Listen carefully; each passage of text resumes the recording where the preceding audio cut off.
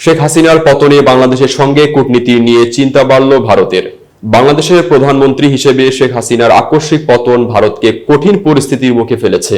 বাংলাদেশের পরিস্থিতি নিয়ে আলোচনা করতে গত সোমবার রাতে ভারতের মন্ত্রিসভা নিরাপত্তা কমিটির একটি বৈঠক অনুষ্ঠিত হয়। এতে সভাপতিত্ব করেন দেশটির প্রধানমন্ত্রী নরেন্দ্র মোদী। শেখ হাসিনা সরকারের পতন নয়াদিল্লির উপর ব্যাপক কৌশলগত প্রভাব ফেলবে।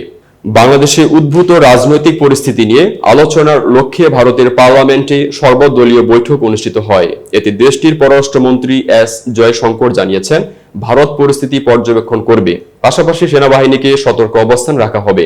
বৈঠকের পর জয়শঙ্কর বলেন, বাংলাদেশে ইতি কর্তব্য নিয়ে সবাই দৃঢ়ভাবে সরকারের সঙ্গে রয়েছেন। এছাড়া শেখ হাসিনাকে ভবিষ্যৎ কর্মপন্থা ঠিক করার জন্য ভারত সরকার কিছুটা সময় দিতে রাজি। ইতোমধ্যে বিষয়টি তাকে জানানো হয়েছে। ঢাকায় মারাত্মক বিপর্যয়ের মধ্যে বাংলাদেশ থেকে পালিয়ে ভারতে চলে যান শেখ হাসিনা। তিনি দিল্লির হিন্ডন বিমান ঘাঁটিতে অবতরণ করেন। দিল্লিতে অবস্থান করে তিনি হয়তো তৃতীয় কোনো দেশে রাজনৈতিক আশ্রয় চাইতে পারেন।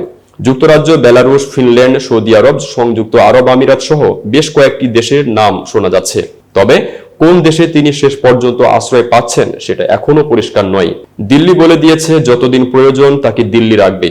বাংলাদেশ পরিস্থিতি নিয়ে প্রতিক্রিয়া জানাতে গিয়ে যুক্তরাজ্য শুধু জাতিসংঘের নেতৃত্বে বিষয়টি তদন্তের আহ্বান জানিয়েছে। তবে রাজনৈতিক আশ্রয় নিয়ে কিছু বলেনি দেশটির সরকার। এতক্ষণ বার্তা বৈঠকের সাথে থাকার জন্য ধন্যবাদ।